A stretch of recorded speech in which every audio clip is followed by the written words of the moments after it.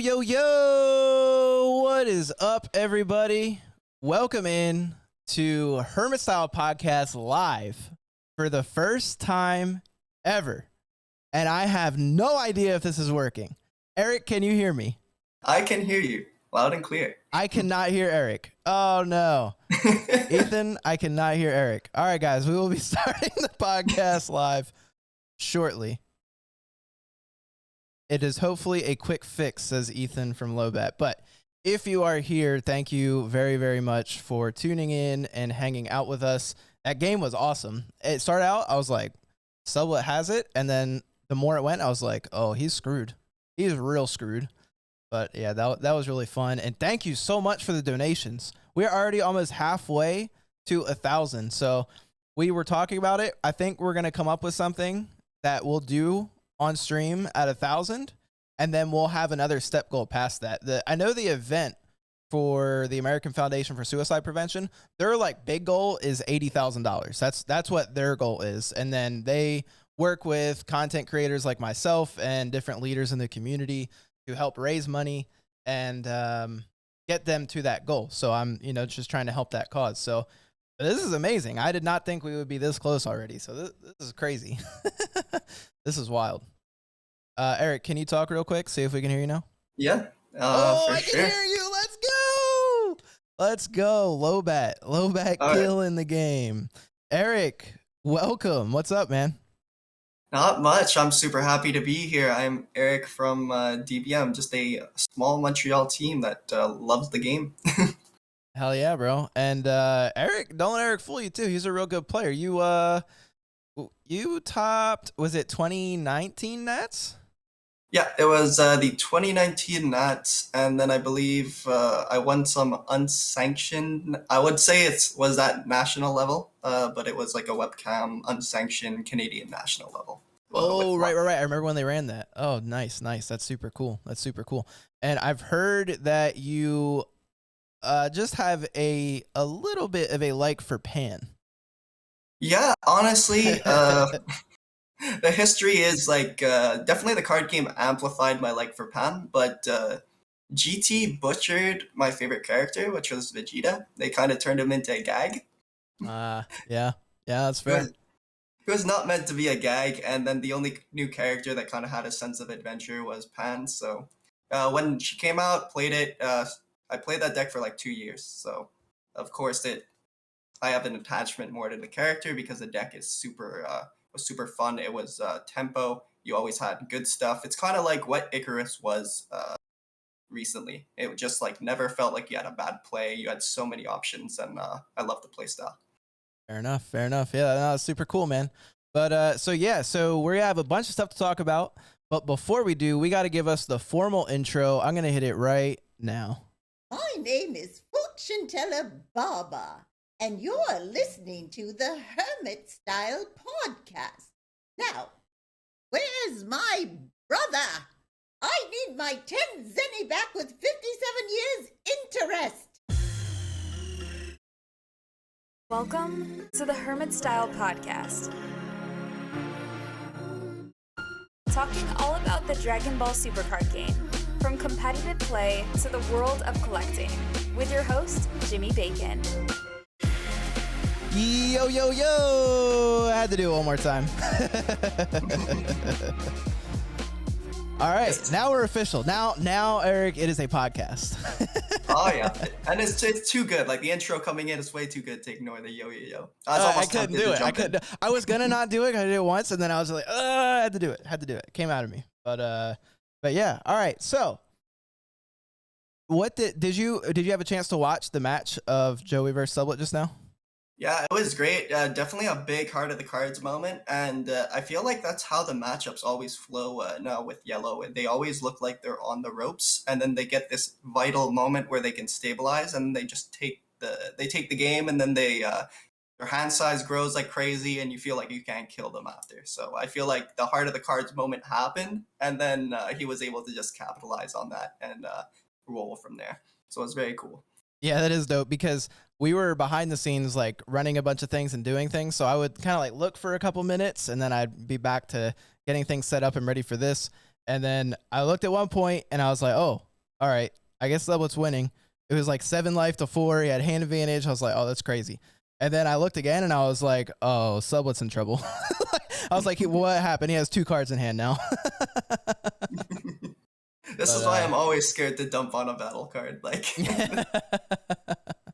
yeah, that's crazy. But no, it was a super cool match. And what I thought was cool was I think those are 2 premier decks that we're going to see in this upcoming format: Red Goku and Yellow Trunks Vegeta. Do you think that as well? 100%. I'm actually pre-ordered the entire Goku deck. I've been waiting for that deck. All right, big baller Eric. No longer washed in the north, eh? Yeah, I think that deck is gonna carry me. Like, I stopped playing.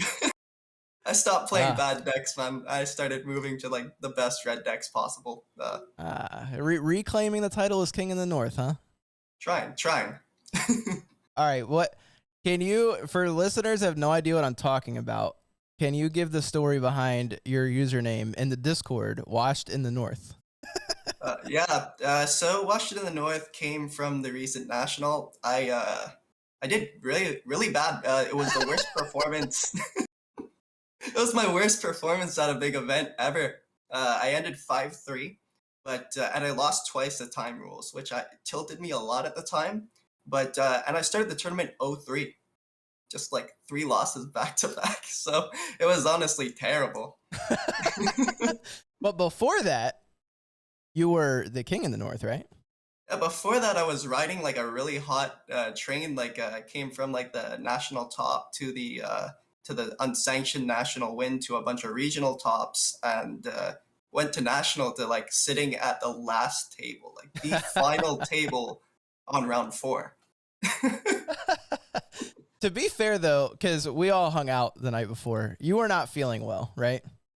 No, yeah, I have stomach issues, and it was kicking my butt. That entire trip, I was I was just trying to stabilize, and we had like Mexican food, so it wasn't helping.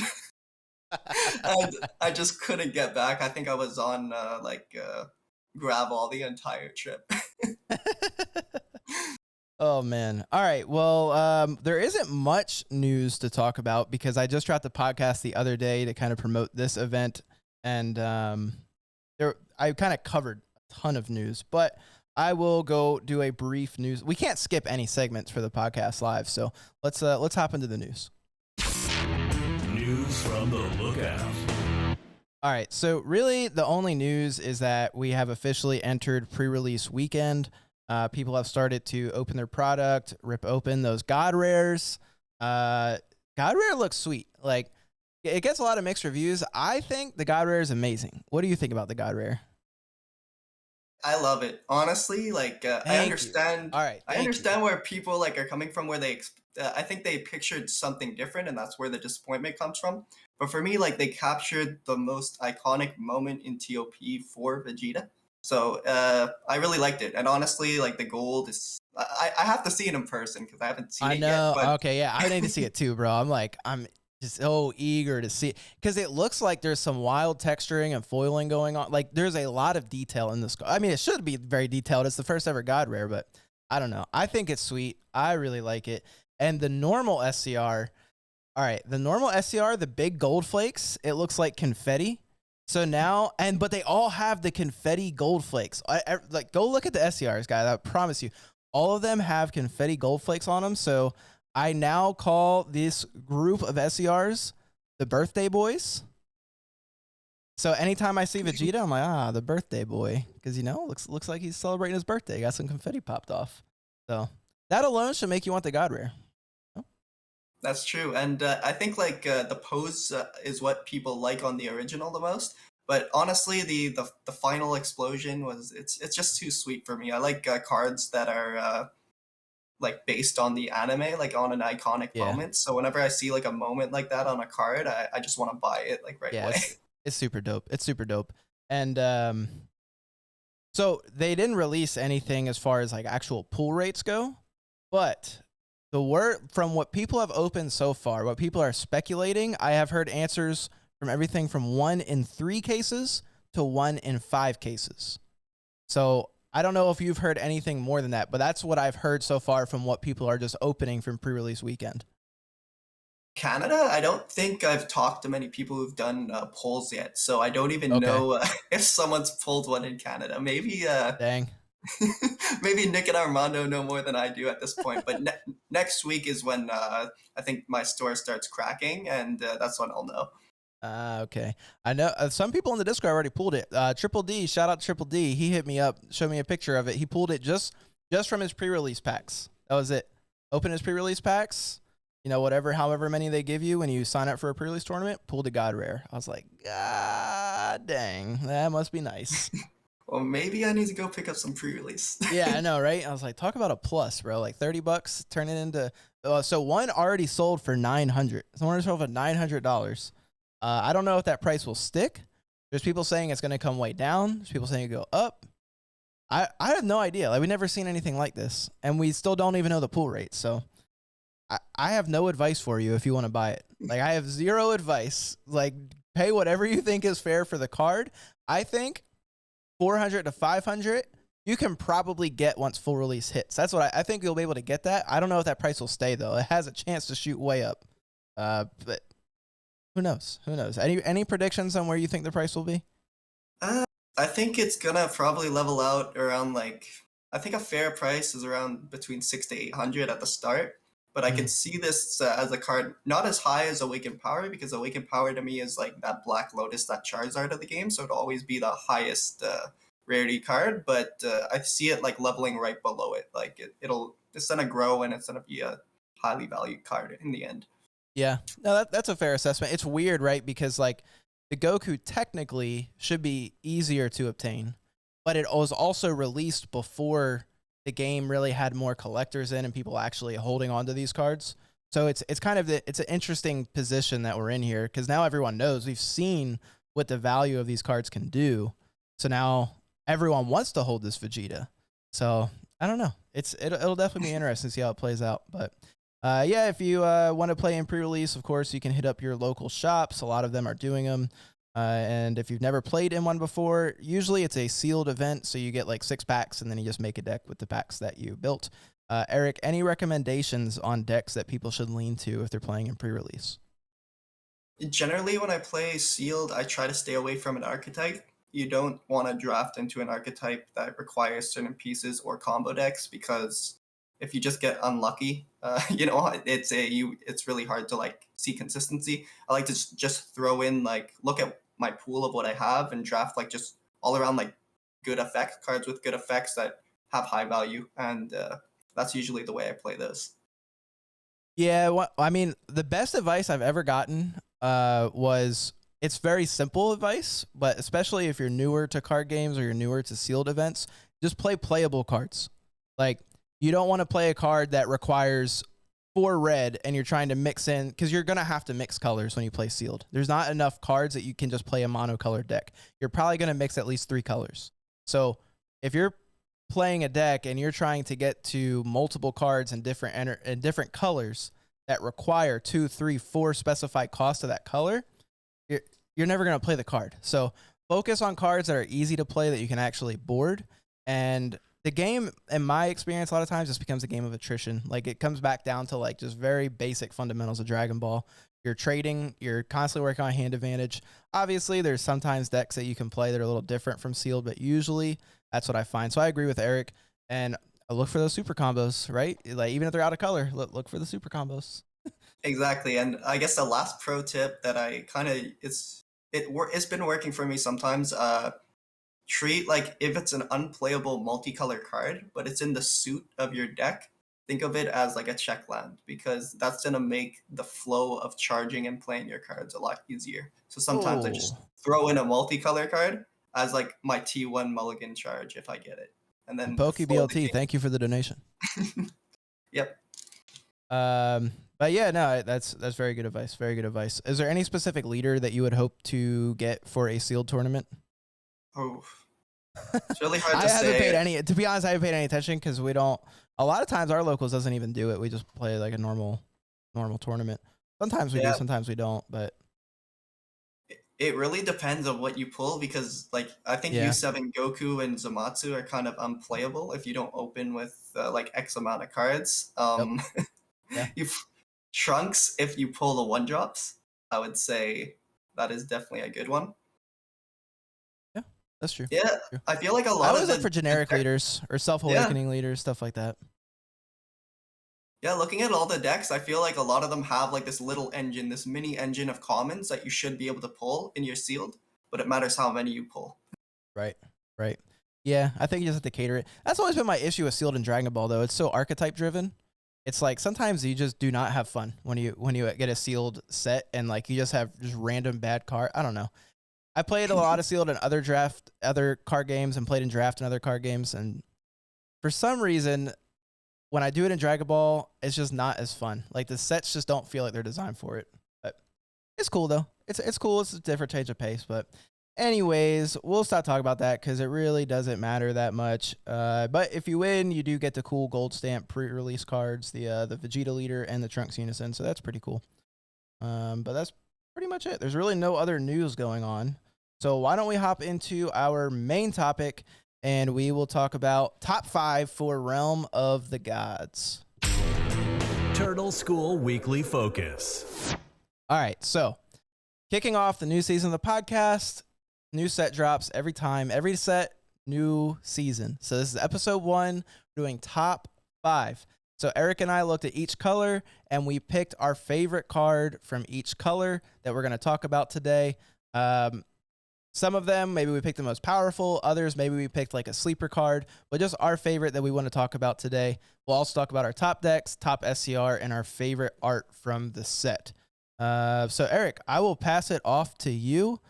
Start any color you want. Just pick a color or just roll with it. First one, All go right. ahead.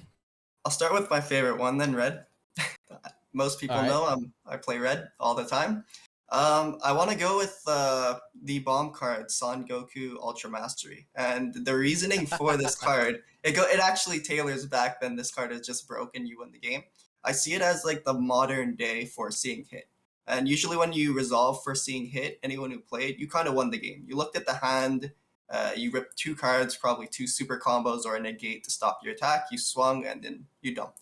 So for this, it has deflect, and that hand knowledge is so key to red tempo, to sealing out games, that I just fell in love with the card right away.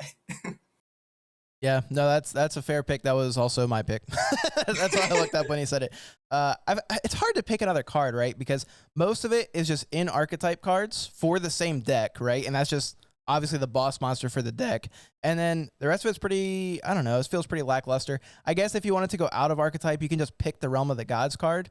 But I feel like that's a cop-out because every color got the Realm of the Gods card. So, like, spoiler alert, I'm not picking any of those for any of my picks just because I didn't want to. I do think there are 2 specific colors that I would pick them as the best cards to run the new Realm of the Gods extra cards. But I didn't pick any of those, so yeah, I'm with you. I've literally picked the same card. I don't think that there is even another one to talk about. So I'm going to move on to blue. So my pick for blue is the 6-drop Ssg Son Goku Miraculous Transformation. He is the Deflect Unique Triple Strike Barrier card. You can counterattack, negate the attack, and play this card in rest mode. And during your opponent's turn, you reduce the energy cost of this card in your hand by 1 for each card in your opponent's energy. Now, granted, that doesn't reduce the specified cost, so he's still going to be a 3-drop, but still incredibly strong because on top of the million keywords he has, he also is a deadly defender. So basically, if your leader card is mono blue and this card is in rest mode, your opponent's battle cards can't attack leader cards. This card has been testing insanely well in Blue Baby. You set it up with 17 turning the tide, and if you set it up right, it's just auto 4 damage. You just crit them, and then you hit them for 3 with the Goku. And even if not, he's a triple striker that has barrier and deflect. Like, your opponent is going to have to deal with that because he's also, like, he just does everything. He just does everything. It's been testing very, very well.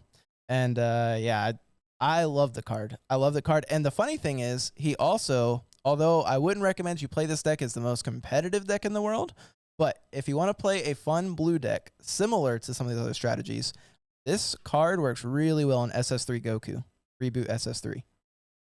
It synergizes really, really well with the deck and sets up some cool plays with it. So anyways, that is my pick for blue. Eric, what do you have? Now it's my turn to say that's my pick for blue. Oh As- my god. I've been messing around with the blue Vegito leader, the starter deck, and I love that card in the deck because you slap it down, and then if they kill it, you get to untap one, draw one at the end of it, and the whole deck is like it's similar to Sin Shenron. You just establish a wall of blockers that they can't get through. So I've been having too much fun with that on untap. I will say that if there was a color that I would have to pick is my favorite color to play the Realm of the Gods card in, though, it is blue. The blue Realm of the Gods extra card, that one I think is probably the best one. It helps you get rid of the floodgates, or the floodgates. It helps you to play your floodgates because you can get rid of all the tax cards, all the little one-drop cantrips. You can get rid of those. You can clear threats easily.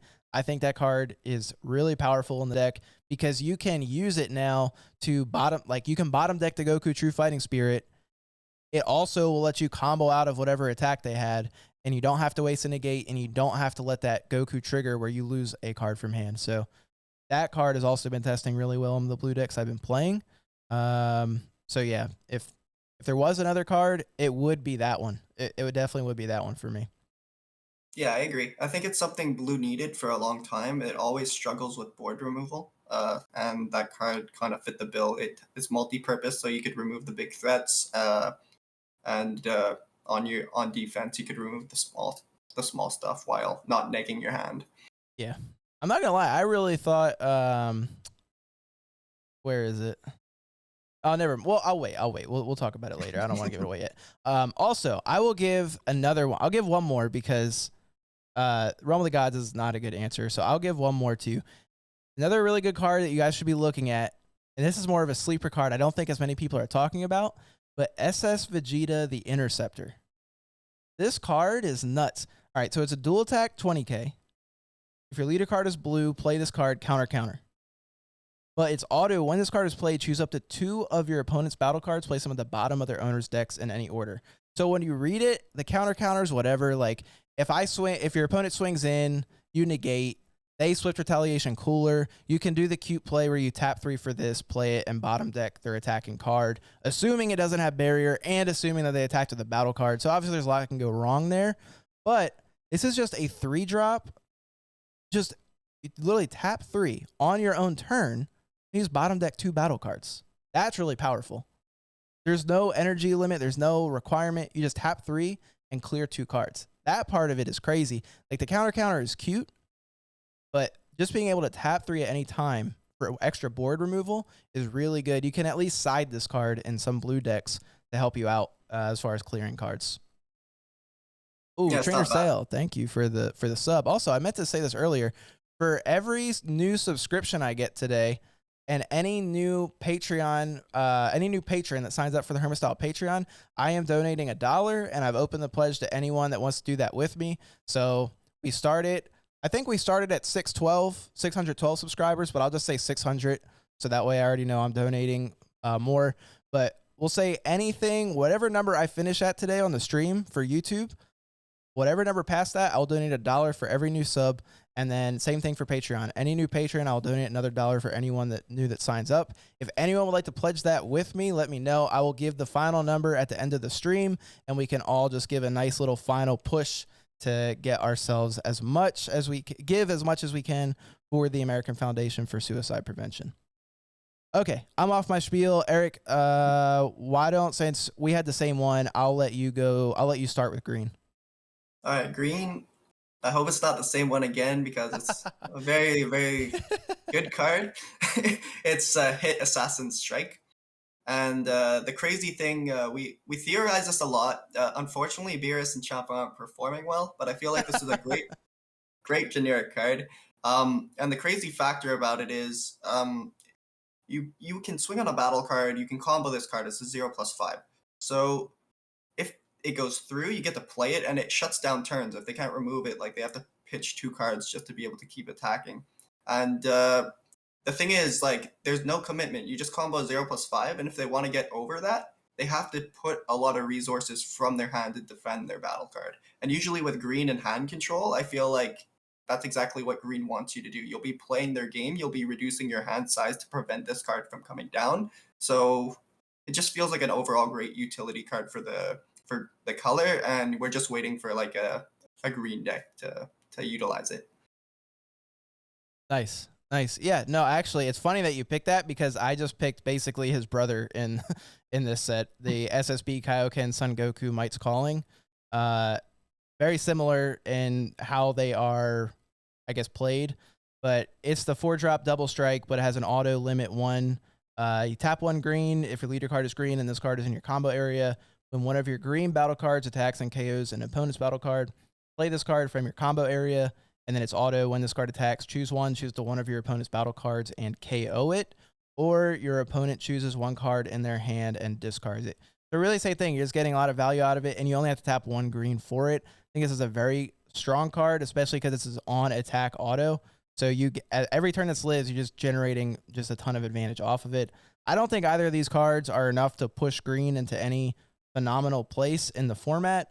There was some talk in the Discord about people not respecting hand control, so maybe hand control can actually slide in and succeed.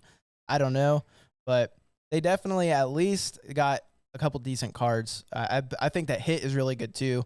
I think you could pick either of those for the best one. I haven't tested either of them personally myself. I haven't tested any green, but they both seem just generically good, strong green cards. Yep, definitely. I would definitely pick those up when they're cheap because no one's going to be playing the Beerus and Champa deck, unfortunately. You say that. I won't say any more, but you may be surprised today on stream. Okay, maybe I spoke too soon. Okay, so let's hop into yellow. So for yellow, I guess I'll start this one since you started the last one. I'm pulling it up now. It is, I probably will not say this name correctly. Rumshi Universe 10 supporter. Did I say his name right? I don't know. Runchi right. or I think it's Runchi. The Elephant Man, the yellow unison. So this card, I didn't think much of it, and then I saw Nick playing it, and this card is actually kind of nuts. So Empower Yellow 2. This card has 4 or more markers. When this card is played, draw 1 card, then choose all of your opponent's battle cards in rest mode and KO them. So because it has the Empower Yellow 2 and Yellow Turles, this card is just insane. It just comes down and board wipes. You just have a board wipe in the deck at all times. That is actually really crazy. It has an activate main +2. Place up to 2 Dragon Ball cards from your deck in your drop area, then shuffle your deck. That's whatever. And then ±0, activate main.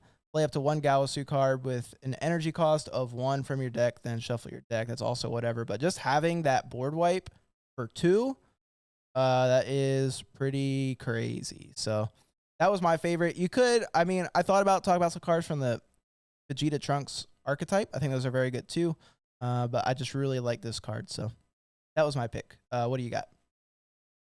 We got the SS2 Trunks that we just saw on stream from that match. I think it's doing exactly what Yellow wants you to do. It's putting a barrier, like a sticky blocker on the board that also has the effect of Poutine. So it kind of can replace Poutine as a whole, and it forces your opponent to play around it the entire time it's on the board. Like they have to always think about, okay, the first battle card I play is going to get rested, so I have to play around this before I can even start my turn. So I like cards like that. No, that should be my pick too. like that should be my. I just opted not to pick anything from that archetype. I just wanted to pick something off. But yeah, that is probably just the actual factual, like correct answer. That card's nuts. Yeah, no, I 100% agree. I don't even think it really needs an explanation. So let's jump into black. I will let you start this one. I think black will be obvious for me. It's gonna be the Pan challenging the Demon God. It's I knew you picked that. Oh yeah, everyone knew.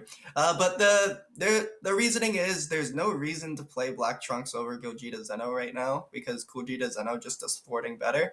The only reason I could find would be playing this Floodgate Pan. That gives you the ability to shut down a bit of turns, a bit more survivability than Gogeta Zeno, and that's the only reason I could see playing Black Trunks. Yeah, no, I agree. It is cool that Trunks got that card though. Like that card is actually pretty nuts. I did not think that they would print a card like that for black at all. So It is pretty cool. My pick is I feel like this is a cop-out pick. I feel like this is most people's pick, so I don't even like that I'm saying this. But I've already talked about the Poutine and the Blocker Negate a lot on the podcast. You all know I like those cards, so I wanted to just talk about something different. So I picked the Trunks SR. It's the Ssg Trunks Power Awakened. Card is nuts. Like, it can basically just go in any black deck that overwhelms. Like, it's crazy. It can go in Hatch. It can go in Gogeta Xeno. It can go in Vigex. It is wild. When we were testing it, when that card comes down and you can't answer it, you're like, oh my God, I might lose. That's on turn 2. I'm like, and you read it and you're like, nah, it's whatever. I could deal with this fine. Deflect dual attacks, only 20k. They have to tap. Bro, I'm telling you, this card is nuts. Like, the fact that it just turns your overwhelms on and you could just start just pumping out Beyond All Limits Gokus like there's no tomorrow, it's crazy. I was trying to build just for fun. I'm probably going to play it at locals. So I was building an SS4 Goku deck, just like an aggro version that uses the Demigray Unison with Wormhole.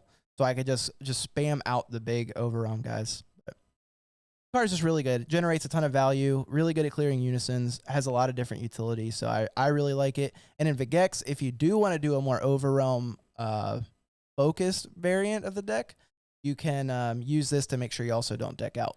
But I will tell you, it sucks when your opponent can answer the Trunks because you may deck out, which is what happened to me once, and then I stopped doing it. But okay, cool. So moving on to multicolor, I will start this one, I guess. So for multicolor, I picked the 2-drop Beerus Combative, or what is it called? Combative Impulse? Yeah, Combative Impulse. It's the blue-yellow card, has Energy Exhaust and Double Strike, and it is a 16k. So when this card is played, choose it to one of your opponent's battle cards and switch it to rest mode. And then once per turn, when this card attacks and KOs an opponent's battle card, draw 1 card, switch this card to active mode, and place 1 card from your opponent's life at the bottom of their deck. All right, that's kind of nuts, right? Like, you can come out, tap down whatever stupid cantrip they have. Like, tap down a Goku True Fighting Spirit, tap down an Isekai, tap down whatever they have, attack it, and now they're going to waste 2 or 3 cards defending their 1-drop, or they're going to negate the attack. Either way, you're literally forcing them to negate an attack on a 1-drop that they don't want to do. So I really like this card. It's only 2, so if you're using a deck like Soul Striker, it has some synergy there. And yeah, overall, I just think it's a solid card. Yeah, no, it's definitely a great card, and blue doesn't have a lot of good early game beaters. We're still using Goku Black for Seeing Darkness, so that just shows you how much blue yellow needed something. For me, I'm definitely going with the Kusu, the 2-drop counterplay. That's green blue. That card is just crazy. I don't know. I feel like once we get a good green blue archetype again, this card is going to be like that Zamatsu, just like a 4 of that. It just has so much utility in the counterplay. It makes you bottom deck cards in hand, then it bottom decks cards on board. It really does what that archetype wants to do. So. Yeah, I mean, it's another card that synergizes really well with Soul Striker. This probably would also be my other pick if I had to pick one. The card's very, very strong. Yep, definitely. And I think like we still see 16 like running around, so that card seems splashable in that deck as well. That's fair. Yeah. Oh, for sure. All right. So that is our top 5 from all the different colors from the new set. So now we are going to let's do favorite art. What is your favorite art from the set? I can't just scapegoat the God Rare because no, you can't do that. I kick you off the show, bro. The show is over. To me, it has to be definitely since I've already said like I'm a big fan of like iconic moments. It's between the 2 Goku SPRs this time. It's either the Beerus one or it's the Ultra Mastery one, because like it's so hard for me to pick between both. Like Battle of the Gods was like Dragon Ball Z was just coming back, right? Like everyone was super hyped to go see this in theaters, and I remember like that exact scene. I was super pumped when Goku finally went God.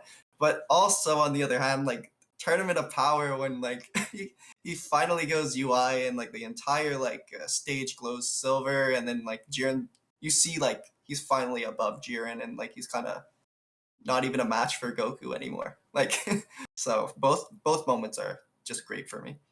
Yeah, all right. This probably is one of my favorite sets ever made, as far as art goes. Like the art in this set, it's incredible. Like it is really, really hard to pick this. I think I'm literally looking at them right now because I literally couldn't pick. Oh man, this is hard. I'm going with the Realm of the Gods red card. The red Realm of the Gods, where it's Goku versus Jiren, and they're just hitting each other with a punch. That card looks amazing. And that's the, I think I'm pretty sure it's the same exact art they use for the mat if you top 16 for the webcam regionals. So, Oh yeah. yeah, I'm pretty sure it's that same exact art. So that card, oh, I don't know. That card looks so good, bro. So good. I really like when they do that. I also really like just that kind of style when the two things meet in the middle and there's like this explosion in the center. I don't know. It's pretty cool. Pretty cool. But yeah, I agree with you. The 4-drop, really 8-drop red Goku, and the 6-drop Goku, the blue one, those look really good. All of them like I looked at these cards, like even the Vegeta one, the 3-drop Vegeta where he's punching Kaba, like that's a sick card and a really cool moment too. Yeah, exactly. It's just unfortunate that I just wasn't a big fan of that arc. Like, I was like, I liked, I just felt like it. I don't know that arc didn't pull me in. Like, that's why I was like, okay. Like, I liked the art on the card, but I wasn't super hyped around that time in the show. Yeah. Oh, fair enough. Fair.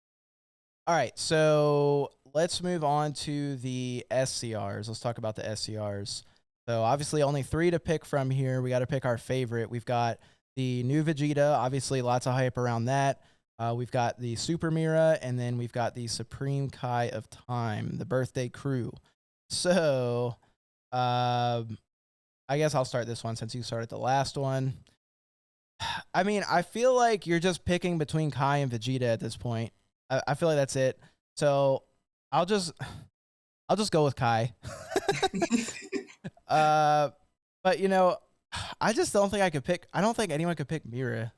I don't know. I could not. I could not see picking Mira as the top SCR to this set when you've got this Vegeta and this Kai. So I'll go with the Kai. I think all 3 are strong, but we haven't seen a floodgate like this as an SCR in this fashion. So it's activate battle. You tap 1. You have 3 or more energy. Play this card from your hand. It also has Servant and Double Strike. And then you can tap another one if your leader card is black and you remove this card from the game. Till the start of your next turn, your opponent can't attack with battle cards or unison cards unless they choose one card in their life and place it in their drop area each time. So hopefully it would just effectively act as a 2-cost baby hatch as long as you have a black energy. That's the way I see it. Very, very strong floodgate effect. And then the fact that it also has double strike and servant is actually pretty cool. I mean, I don't think there's much else to talk about that, right? Like, it's just a powerful effect. It definitely is on par with what you will have in SCR. Yeah, so I'll pass it over to you. No, to touch on the Kai, like in testing on when my teammates use it, even just using it as a 1-cost 50k double strike kind of just seals the game sometimes. Yeah. It's when people aren't expecting, it's especially these best of 1 webcam regionals, like that Kai can slot in really nicely. For me, it's very obvious it has to be the Vegeta. It's too good. It's just too good. And I compare it to like Cell Xeno when it first came out. When you reveal this card, sometimes it's almost an instant scoop. Back when Cell Xeno first came out, you count their board and they're at 12. You're just like, if he has it, like the game ends. And Vegeta kind of feels like that sometimes, where you can play around it perfectly. The fact that the deck can look at your hand as well. This SCR could be splashed in any red deck ever. You don't need the Sparking 25 for dual attack because they essentially can't go down to 1 life when you're playing this SCR. It has deflect, it's going to come down, and then unless you're playing that yellow 17, not many colors can just stop its activate main effect if you don't swing. So yeah, card is good. And going back to Mira, I think if we could reverse the question and say worst SCR or maybe ugliest character in the set, oh man. Oh man. I hate it so much. I didn't even know this was a thing, and I just feel like the character is just, I don't know, I don't like looking at it. Yeah, it is pretty ugly. It is pretty ugly. You've got like the Dragon Ball version of Gengar. And then you got, yeah, I don't know. But the funny thing is though, I think, all right, so like I don't like the way the characters look, but I like the layout of the card. Like I actually I don't usually like multiple characters on a card, but I do like how I like the layout of it. Like I like the layout. I think they got that part right. Like that could be really sick. Like imagine like they did like Teen Go Tanks from the new movie, and then like the two in the background were like that would be really sick, right? Like I think they did a good job on designing it. It's just the characters are not that appealing. That's it. I mean, the effect is powerful though. Like it's a powerful effect. Like you get kind of a boss monster unison for yellow. Eric says I'm not impressed. I'm not impressed. No, I think it's like it reminds me of Go Hanks, and you can only really splash that in one deck, Cooler Mill, and it's just because it works with the mill. That's fair. That is fair. Yeah. That is fair. Yeah, and I haven't even looked at the chat. Let me let's see.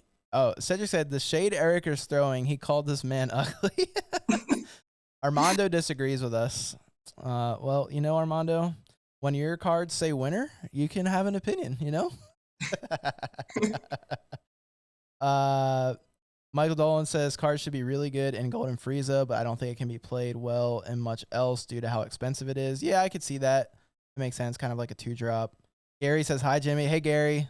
Glad you're watching. You have no idea what we're talking about, but I'm happy you're here. That's one of my friends who doesn't play card games. That's great. But he's supporting the stream, so I appreciate you, buddy. Yeah, Cedric said art is A1. I agree. Art, definitely A1. Definitely A1. All right. But anyways, let's get into the last part that we always do for top 5. What do you think is the top deck of the format? What is the big deck in the room that everyone is going to be playing or playing to beat? Or do you think maybe this time it isn't just one specific deck and there's multiple? I think this time there's probably multiple, but I think the eyes are on Red Goku. I think it's very powerful at what it does. I think King Piccolo is still good. It's still definitely an option for Red, but Red never had like these bomb cards in the mid-range, like aside foreseeing hit, right? But you can't play a 4 cost without deflect anymore. So now that you have these big bomb cards, 8 cost, it gets around Charismatic Villain, deflect, it gets around God Seal. You have all the protection you need to just brainlessly tap out and mostly resolve these cards. So I think most decks need to be equipped and ready for the bomb cards. And the deck is versatile enough to, if you're a skilled player, you can anticipate not to do a bomb card and just go wide. And it just feels like it has all the flexibility to play. Like it's going to be very pilot dependent. Yeah.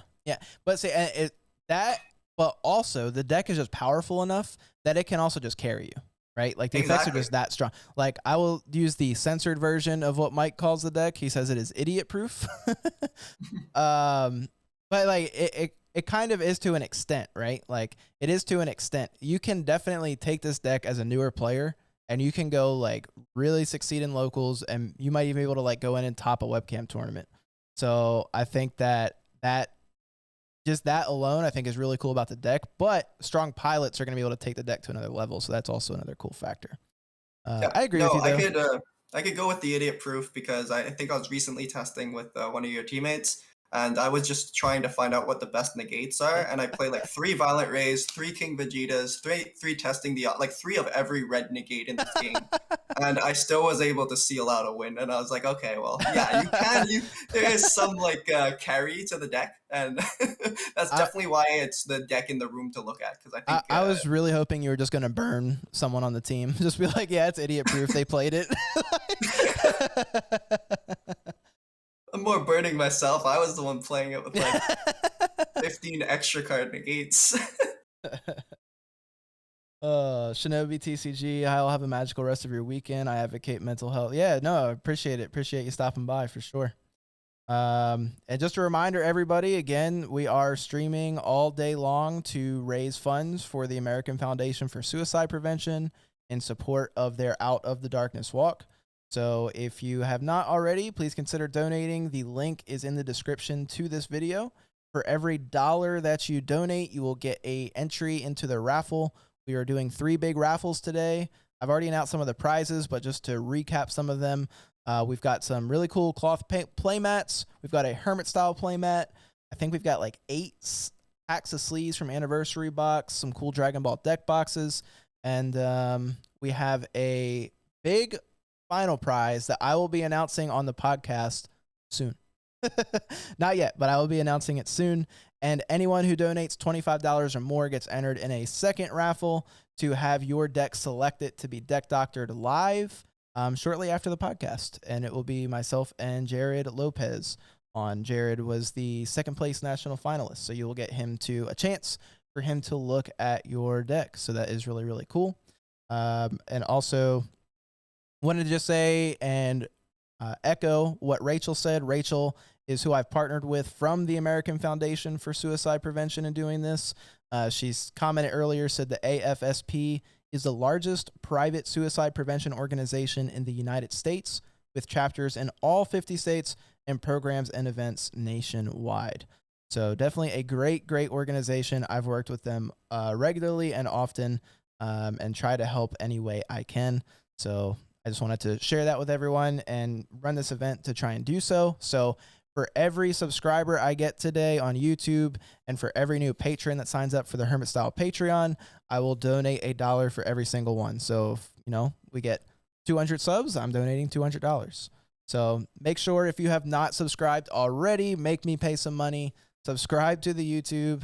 And if you would like to have some fun and pledge along with me, you are welcome to. I will announce the final amount at the end of the stream and we can do a final push.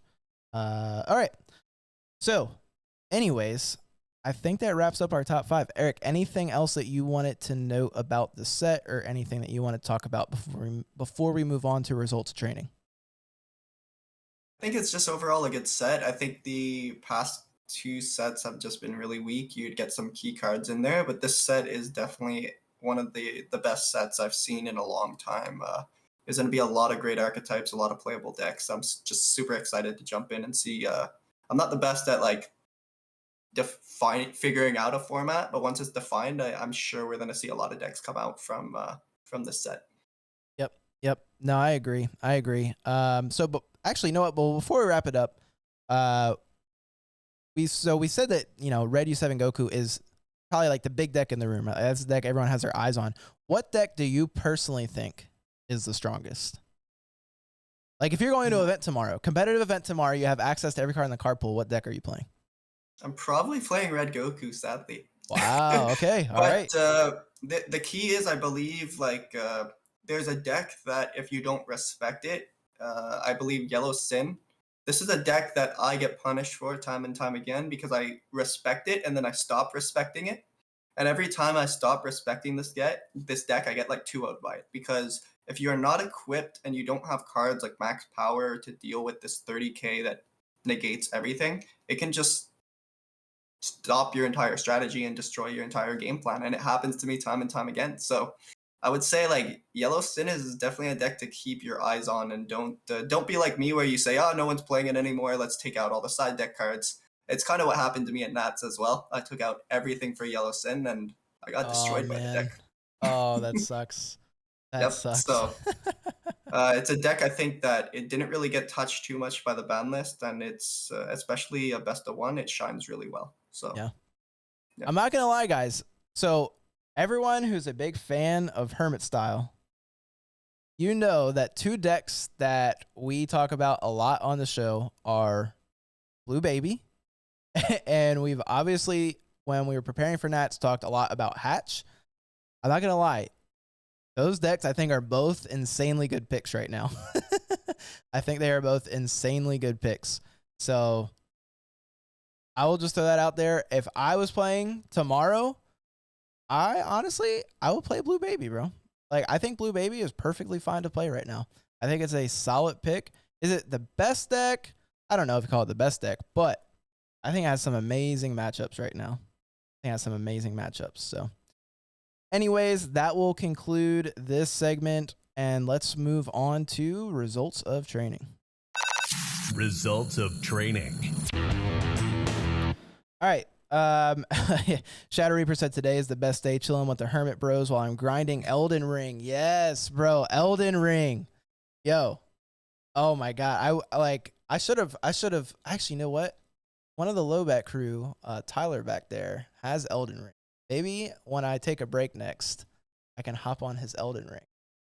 Oh, he said, oh, baby. Maybe I'll stream it. Maybe that'll just become a segment. No, the Elden Ring, best game. Best game. Everyone should be playing Elden Ring while listening to this. But anyways, results of training. Eric, have you played any matches lately? You want to talk about one of them? I started testing Red Goku. Honestly, I feel like it's a very strong deck.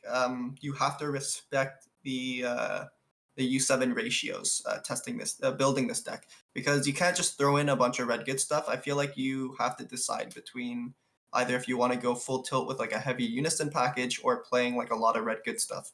You don't have room to like fully dedicate like a bunch of Yamchas, a bunch of unisons, and the red good stuff core. And I feel like you have to look in between those two things and find your happy place, because there's a core that needs to go in to see consistency. Some matchups is very important to awaken on turn 2. Other matchups you could sit back and just awaken whenever you feel like it. So for the matchups where you have to awaken turn 2, your ratios on the U7s are very important. So yeah, that's mostly what I get from my training. Nice. Yeah, so I talked about my results training on the last podcast episode, but I really have just been testing a lot of Blue Baby. I think it's really good. But I'm trying to think if I played anything else. Because on the podcast yesterday, I talked about Blue Baby versus Hand Control. And that was probably the main match. Oh, you know what? We did run Vigex versus Red U7 again. And I lost. I was Vigex. Jerry was playing Red U7. And it was very, very close. It was very, very close. When you play 4 Vegeta Resolve Reneweds in Red U7, and you can answer Oceanus that easily, that many times, it does become very hard and very grindy. And I will say, here's a tip: if you're playing Red U7, you have to know when to stop milling. Right? Like, I see a lot of people over milling, and they overcommit, and they end up decking themselves out. When you know when to stop versus some of these control decks, it becomes much, much, much more difficult. So in the start, when I was testing against people, they were just flying through their deck, and I was milling them out as Vigex. Now, especially now that obviously my testing partners all know I'm playing the control variant of Vigex, they know what I'm doing already. So they know I'm trying to mill them at that point. So they already know to slow way, way, way down. And yeah, it does become a lot harder at that point. So I don't know. I still think Vigex is such a sick deck for best of 1, because unless like you know me, you don't know what variant of Vigex I'm playing. And I think people will default to is probably aggro, right? Like you're probably playing like Overrealm, you're playing the new Trunks, and you're trying to just push them. You're playing like fighting against Fates, you're playing thwarting. And that can really punish someone. So I don't know. I still love the deck, but once like they know what you're doing in this format, it becomes a lot tougher than last format. So that's pretty much for my results. My results showed me that I probably am not playing Vigex unless it's for fun or after I have my invite. Yeah. But I don't know. Maybe I'll still play it, because I don't know if I have any cards. I was supposed to get 5 cases, but one of mine got canceled, so I've only got 4, and I won't have them till after release. So I probably won't have any new cards for the webcam. So maybe I will play Vigex. I don't know. But anyways, I think that's pretty good. That's pretty good. Let's hop into Manaka's delivery service. And I'll tell you what, everybody, before I hit the my little fancy button here, I will answer questions. Me and Eric will answer questions that you put in the chat. So whatever questions you want us to answer for Manaka's delivery service, put them in the chat right now, and that is what we will answer here live on the podcast. And let's go right now. I got a special order on a pallet of sweets for Jocko. Wait, aren't you Monaka? Manaka's delivery service. All right. So, and again, this is the part of the podcast where I answer listeners' questions live. Usually what I do is in the Discord, we have a channel called Manaka's Delivery Service, which if you are not currently in the Hermit style Discord, you should definitely join. There is a link in the description. We really do have the #1 place to play Dragon Ball online. There's literally games going in there 24/7. I literally got home last night at like 3 a.m. There were games going on. It's just constant talk about Dragon Ball, and you get access to some of the best players in the game who will literally just play and chat with you. It's a really, really cool just place to be. But I would imagine most of you are already in there. But if you're not, jump in. Once you hit level 7, you can actually ask questions there that I answer live. But let's see what questions we're getting. Let's see. Oh, we got a bunch already. All right. So Kai says, are we going to see matches in this? Yes. So there is a schedule. You can check out the schedule in description. We already did Joey versus Sublet. Next up after this, we have Carlo versus Espira. So we'll start that in about 10 minutes or so. Let's see. Mike Cush says, what is your reaction to Espira's deck choice to DBS Fest? I do not know what deck he's playing. Someone tell me, please. He's playing the Frieza that flips life instead of taking damage. If I'm correct, if he's still on the same what? Yeah, thing. the yellow Frieza from like set 12. Yeah, the one that when you take a life, sick. you flip. Yeah. that deck's actually pretty good. I don't know if I would play it. Like, I think it's a cool deck. I think it's cool that he's like running it. All right. So when that deck came out, it was overshadowed by Mecha Frieza. But if Mecha Frieza, they had not rebooted it and had never made Mecha Frieza a thing, I can guarantee you that set 12 Frieza would have been what people played if they were playing yellow. I think that deck would have been much, much more popular, but it just never had a chance to shine. So it's cool. I mean, I wouldn't play it over the current yellow decks myself, but it's a cool pick. It's definitely cool. Yep, I have to apologize to him because I didn't know it was a big secret. I heard it from other people and then messaged him and said, well, now "Are you everybody actually knows. playing this?" Oops. Okay, that's a big my bad. Well, sorry, Espira. All right. So, well, I mean, someone in the chat said, what is your reaction to it? So clearly people know. All right. Anyways, Armando says, if you could eat anything with no stomach issues, wow, what a question for me and Eric, since we both have the worst stomachs in the world. If I had 0 stomach issues, all right, I'm not going to lie. I'm like real ignorant and I just eat whatever I want anyways. And then I pay for it. I'll give you this question, Eric. What would you eat? Alrighty. This always destroys me instantly, so it's probably a poutine with smoked meat and bacon with extra large coffee because I can't even have coffee. Dang, you were ready. Man, that was like a real specific answer. Like you must really miss that. I have a cheat day where I do this maybe once a year. And I just die. Call out of work the next day. Yeah. Preemptively, like, hey, I'm going to be sick tomorrow. Pretty much it. All right. Jeff says, what do you think the top 5 decks of the next set will end up being? That's a good question. Man, top 5, that's actually a lot of decks. I think there's a lot of viable things right now. I think what we saw earlier today, Ready 7 Goku and Trunks Vegeta, I think those are 2 of the 5 for sure. For blue, it'll probably be Soul Striker. Like, people just love playing Soul Striker. I personally will play SS4 Vegeta and Baby over it, but it's very strong. Like, there's nothing wrong with playing Soul Striker. And then what else? Green, I don't know if I would count King Cold in the top 5, but if there was a green deck, I suppose it would be King Cold. There are talks of a hand control deck that people are playing, but I don't know anything about it. What else do we have? Then there's black. I mean, Gogeta Xeno is still very strong. I haven't talked about it much on the podcast. It's still a fine deck to play. I think it could still be in the top 5. I think when you see Thwarting turn 1 and you curve well, it's still kind of like high roll. When it high rolls, there's not much you could do sometimes. Yeah, I agree. Okay, I don't even know that was 5, but hopefully that's good enough. Squade's favorite cookies. Oh man, this is the question that people were waiting for, baby. So favorite cookie, man. All right. Definitely Snickerdoodle. Like Snickerdoodle number 1. But where do you get the Snickerdoodle is the question. So, top picks. I'm not going to lie, Wegmans Snickerdoodles are insane. You would not expect a grocery store cookie to be that good, but they just are. I literally will just walk around the store eating a bucket of them. And then I'll just check out with an empty bucket sometimes. Like, they're too good. But Disney's Snickerdoodle from the Grand Floridian Bakery. Prime Snickerdoodle. I was so upset the last time we went they didn't have them because they said it's a seasonal item. But yeah. So if I had to go just favorite cookie, I'd go anywhere. That's probably the one. But I've heard this place Gideon's. We don't have one here, but I've heard this place Gideon's really good too. Okay, I will do one more question and then we're gonna close this out so we can get the match started. Let's see.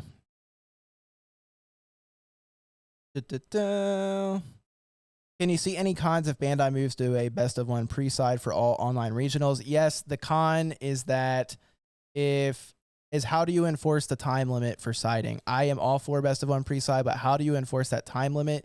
And then does it open up more opportunities for people to cheat that we just don't want, because then they can just pull any cards they want. They can just have an extra 15 cards sitting to their left and they can just side in anything. So that is obviously the con. I personally think it's fine. I think they should do it, but I think that is the main thing. Any thoughts on that, Eric? I think when it comes down to webcam events in general, cheaters are going to cheat. It doesn't matter how what you kind of do. Like, they're gonna try to find like their little things. I really like pre-siding, especially for best of one. It gives you that ability to run decks that you probably couldn't have auto losses if you do not side specific cards. So I really like the fact that, like, Sin is one of them. I hate maining for Sin Shenron. If I could side deck my max powers and maybe SS3 Bardox, I would. So I really like that option in the events. Yeah. And time rules, I hate them. If I have to touch on time rules, I don't like the way they reward on life. That entire procedure, I just feel like it rewards slow playing, and it shouldn't be a thing. But yeah, it's hard to figure out though. Like what do you think like the best tiebreaker would be if time hits? If like honestly, you're not doing draws, because I'm like, what could it be? Because there's so many different strategies. I feel like you just have to bring draws back. I feel like the strategy is to prevent draws, but I don't see a reason to prevent them. I know it's because of the undefeated system, but my take on undefeated is the same. I think it's a bad system. I understand it works for Crossrails TCG Big J. I'm assuming that's Jordan, bro. Thank you. That was $100 donation. Holy crap, bro. Thank you very much. Yeah, that's pretty nice, man. And if I could jump back, I don't like the undefeated system either, but those are just systems that I understand for regionals when it's like you don't have a top cut, it works, but in like with best of threes and like playing with the top cut, these are just rules that I'm not a fan of. Yeah, no, I agree. For sure. Man, we are killing it on this goal. We are, where are we at? Ethan, can Lowback crew, can we get a check? Because I'm blind and can't read. Whoo! The voice of God coming down there. Oh, dang. I thought the stream could hear you. All right. Well, in my head, the voice of God came to me. We're at $645. Oh, my goodness. That is nuts. Literally this morning, I was like, maybe we shouldn't do 1,000 for the goal. Maybe that's too high. People will not be like inclined to donate, but we are just crushing it. So maybe we'll increase the goal. I'm going to think about during the next match what I'm going to do at 1,000 because that is crazy. So anyways, Eric, thank you very much for joining the show today. Before I close us out, any shout outs that you want to give? Yeah, sure. I'll first shout out my team DBM. We have a YouTube channel. It's called DBM. Shout out my local store, 3 Mana. They are awesome. If you're Canadian, they host a free circuit, so you could just reach out to us. We'll let you know how to get set up if you're Canadian and you just want somewhere to play webcam locals. Awesome. And that's pretty much it. Just shout out my entire team. We got Pretty Boy Joe starting his Twitch channel. You could check him out at Pretty Boy Joe 02. And that's about it. Shout out to like the Hermit style for this awesome event as well, and including me. Awesome, bro. Thank you very much for being on. Before I end the podcast, we have a video that we pulled from the AFSP YouTube, just kind of highlighting their Out of the Darkness Walk events that we would like to play for everyone so you can see a little more into what they do and what they look like. So Ethan, are we good to play that? We need a second. So before we go into that, but no, everybody, I just really appreciate everyone coming out and supporting this. It means a lot to me, and it's really for a great cause. So it's really cool that everyone's coming together for this. Next, we're going to have Espira versus John Carlo. So I'm super pumped for that. The matchup they are playing, you will not expect. Maybe you will if you caught my hint earlier in the show. But we're going to play this video, and afterwards I will announce what the big raffle prize is. Ethan, are we good now? 3, 2, no countdown. I'm getting thumbs up and then thumbs downs. I will just keep blabbering. Let me see what the chat's doing. I haven't looked at the chat in a little while. Brandon Degador says Green God matchup. I will not confirm nor deny this, sir. And we are good. All right, video play. Suicide and depression are not easy things to talk about.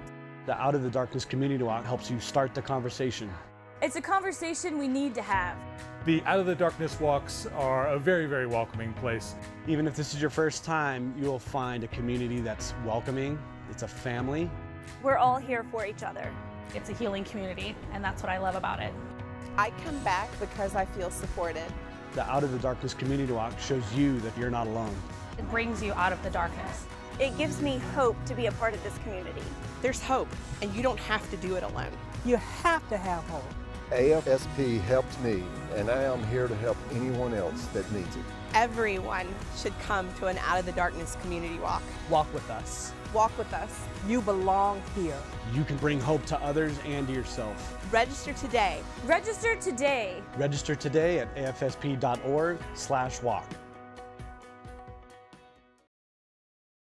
All right, everybody. So I am really excited to announce what the big prize is today. This is going to come as a shock because it's a shock to me. I got this in the mail, I think 3 days ago, and I did not think it was real. I was like, oh my God.